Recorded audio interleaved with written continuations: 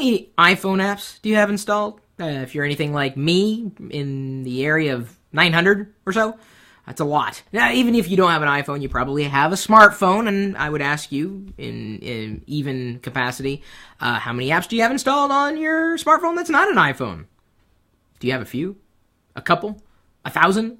Apps, for the most part, are easy come, easy go. It doesn't matter, really, if you install everything that's out there, as long as you can find what you need. And there are certainly some leading apps, which you may already have installed, but have you updated them lately?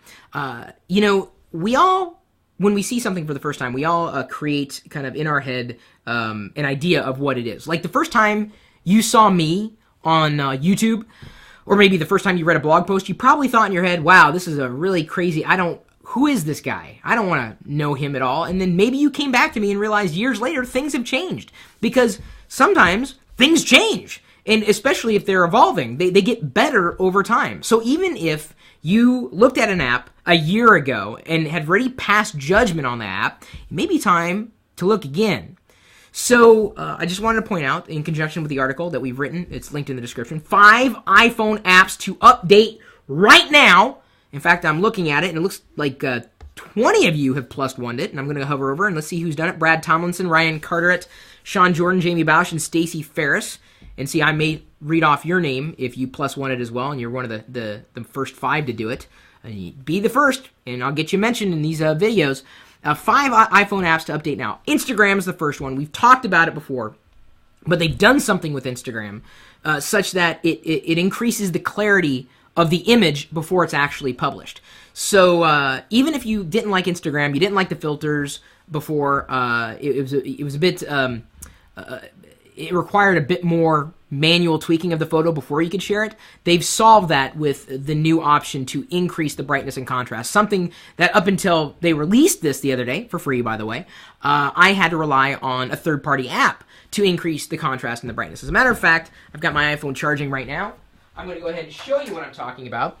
Now, while I'm doing this, you're more than welcome to look at the link and see the other, the photos, or, not photos, the other links and apps that we're recommending, including Spotify, LinkedIn, and beyond. Even if you looked at these things before, you owe it to yourself to look at them again because they have new, rather major features that could change functionality. This is important, especially with websites, with content, with apps, any one of those things. Even if you said, oh, it sucks. It may have sucked 6 months ago, but it may not suck today.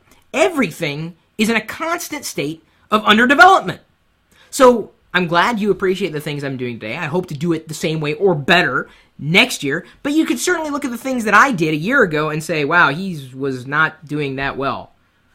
I've changed. Everything changes, including applications. So let's go ahead, and I'm going to take a picture of who I see on the other side. Diana, she's helping facilitate, hang on, got the light that's shining down there in Wicket. You ready?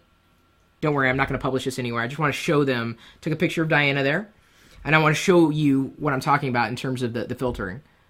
So it increases, oh wow. So I don't know if you're able to see that there. Let me turn the preview around. And I'm going to tap the button again. And her hair actually stands out and becomes brown in the background. You see how it increases the contrast in the background? That's what we're talking about. So now you can do that inside the application itself. And I like that. It saved me a step. Instagram is great. It is free.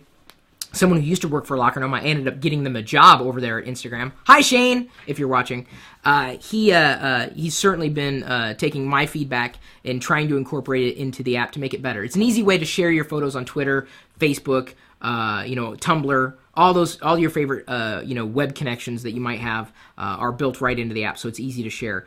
And the list kind of it's somewhat comprehensive, but as I said before, if anything, when you look at an app, don't assume it's going to be that way forever. Some of these apps get better with time, especially when you give them feedback. So if you have any examples of other apps that have gotten better over time, please let us know. I mean, we may have missed one to make the recommendation for everybody else, whether you leave a comment here or on the article itself. We're always looking for the next best thing to come along, even if it wasn't the best a while ago.